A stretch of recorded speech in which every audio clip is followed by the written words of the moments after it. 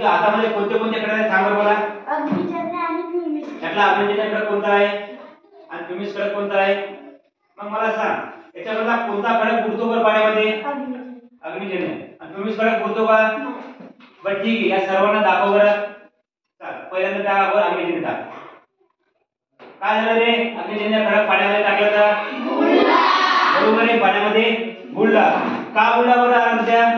कारण त्याची घनता पाण्यापेक्षा जास्त आहे. कारण त्याची घनता पाण्यापेक्षा जास्त आहे. मग आता हा फ्युमिस खडक थांब. फ्युमिस खडक कशापासून बनलेला आराध्या?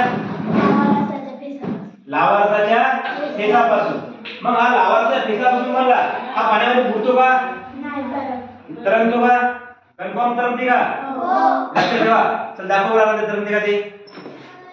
तरंगला का रे? हो. मग सांगा बरं का तरंगला? कारण त्याची घनता काय आहे? पाण्याच्या घनतेपेक्षा कमी आहे का प्रॅक्टिकल? बघा का दाखव नमुने सर्वले.